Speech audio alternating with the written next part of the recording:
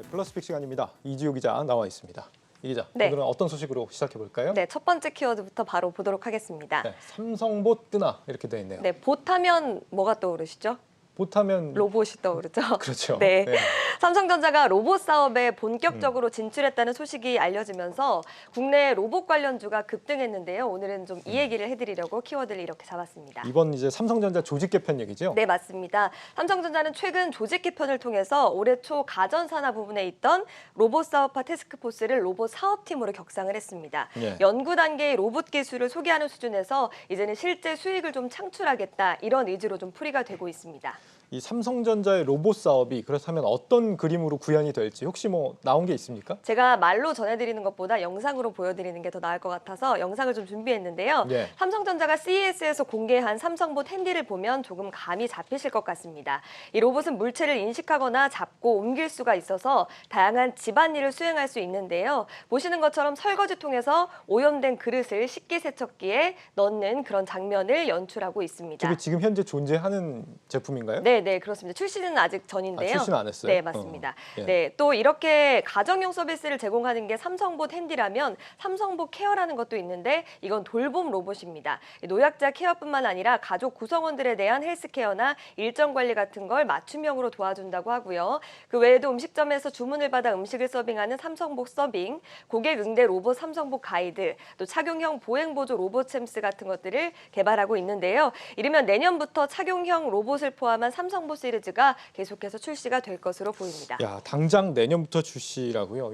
정말 로봇과 함께하는 시대가 진짜 코앞으로 다가왔다 이런 생각이 드는데 네. 후배 기자의 원고 좀 기사 같은 거 좀 대신 봐주는 그런 로봇도 있으면 좋겠다 이런 생각도 저도 좀 대신 듭니다. 써주는 그런 로봇이 있으면 좋겠다는 생각이 좋겠네요. 듭니다. 그러면은 알겠습니다. 네, 죄송합니다. 네. 로봇 관련 조직만 이제 격상을 한 것 같지만 실제로는 뭐 다른 노력들도 많이 동원이 됐겠죠? 네, 맞습니다. 당연히 일단 신규 투자가 좀 있습니다. 지난 8월에 이재용 삼성전자 부회장이 향후 3년간 240조 원을 연구 투자에 쏟겠다고 했는데요. 여기에 핵심 사업이 바로 로봇이 꼽혔습니다. 업계에서는 삼성의 투자가 본격화되면 로봇 개발 인력 유치, 설비 투자뿐만 아니라 관련 분야의 기업 인수합병도 가시화될 가능성이 높다고 보고 있습니다.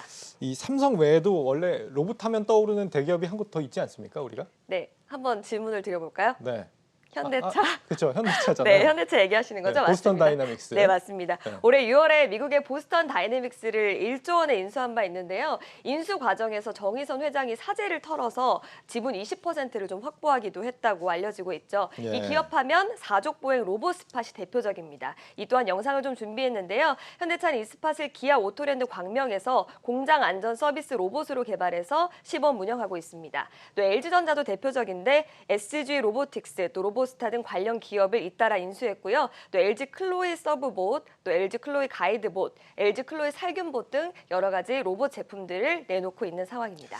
이미 로봇 경쟁은 이제 서막을 알렸다 이런 말이 될 테고 국내에 이렇게 로봇 개발하는 다른 기업들도 좀 많지 않습니까? 네, 그렇습니다. 대표적으로 몇 가지만 좀 꼽아보면요. 일단 유진 로봇이라고 좀 있습니다. 국내 예. 1세대 로봇 기업이라고 할 수가 있는데 공장 자동화와 또 자율 로봇 기술을 제공하는 회사인데 13일인 어제 29.89% 올랐고 오늘도 좀 꽤 많이 오르는 모습을 보였습니다.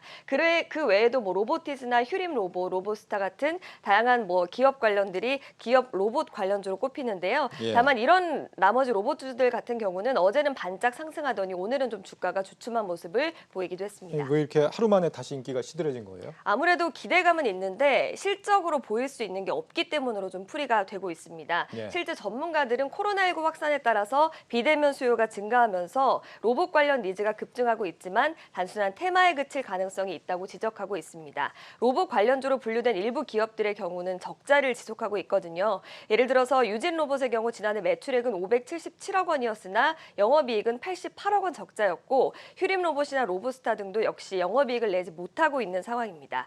재무 상태가 양호한 편은 아니기 때문에 투자자들의 옥석 가리기가 요구되고 있습니다. 생각해보니까 이 보스턴 다이나믹스도 원래 기존 주인이 현대차가 아니었던 거 알고 있죠? 네. 원래는 이제 소프트뱅크와 구글이 소유를 했었는데 역시 수익성 문제 때문에 매각이 됐던 전례가 있기 때문에 네. 이 수익성을 내기는 참 어려운 숙제일 수도 있겠다 이런 생각이 듭니다. 네.